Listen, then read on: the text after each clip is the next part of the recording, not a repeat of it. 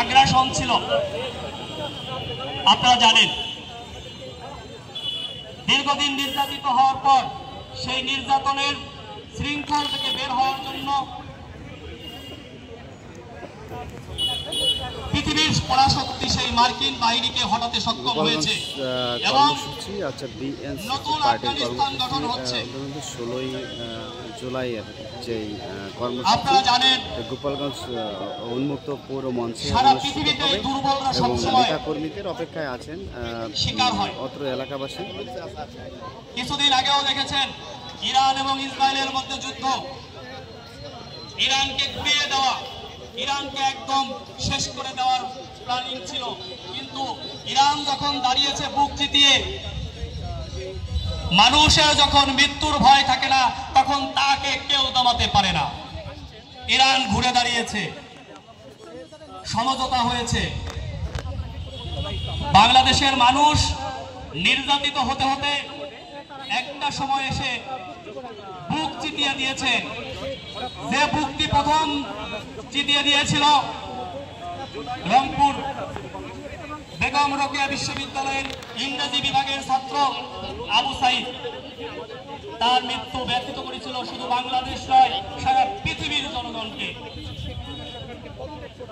আর তারই ধারাবাহিকতায় 2000 লাশের বিনিময়ে বাংলার জনগণ ফ্যাসিজমকে দূরীভূত করতে সক্ষম হয়েছে এবং আজকের বাংলাদেশ যেখানে এসে দাঁড়িয়েছে, অনেকে অনেক স্বপ্ন দেখছেন নতুন করে, অনেকে ফিরে আসার স্বপ্ন দেখছেন। জেনজি আপোষ হবে না।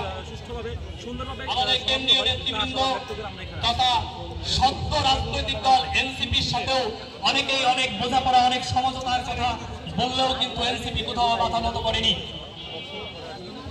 অর্থাৎ যে কথা দিয়ে শুরু করেছিলাম, জুলাই এখনো থামেনি, জুলাই চলছে, জুলাই চলতে থাকবে। সংগ্রামী ভাই বোনেরা, আপনারা উপবিষ্ট হয়েছেন, আসলে কোনো প্রভাব পড়বে না। কারণ হচ্ছে আমরা তাদেরকে আসন গ্রহণ করার জন্য একটা শক্তি, সেটা এই অনুরোধ জানাচ্ছি। তারা এনসিপির সাথে থাকতে চায়। আপনারা গোপালগঞ্জের ভবিষ্যৎ, গোপালগঞ্জের তরুণ যে শক্তিটা আছে, আপনারাই এই গোপালগঞ্জকে এগিয়ে দিবেন, সেই প্রোগ্রামগুলো আসলে এই আশাবাদ ব্যক্ত করছি আপনাদের কাছে। তৈরি করবে। এবং আপনারা জানেন এনসিপির কার্যক্রম যেখানে চলে, কর্মসূচি যেখানে চলে, এই মুহূর্তে আমাদের সাথে কথা বলছিলেন ছাত্র নেতা, ছাত্র কর্মসূচি আপনার গোপালগঞ্জের ছাত্র কর্মসূচি অনুষ্ঠান হচ্ছে, কর্মসূচি হচ্ছে সেইখানে উপস্থিত ছিলেন বিভিন্ন ছাত্র নেতারা এবং ছাত্র নেতাদের জন্য অপেক্ষা করছেন আরো সাধারণ যে ছাত্র দল রয়েছে তারা।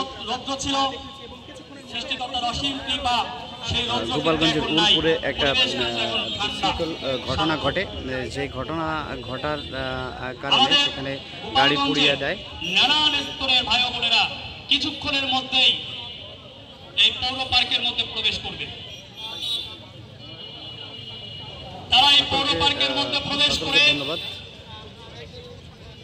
আমাদের এই প্রোগ্রামকে অলংকৃত করবে, সাফল্য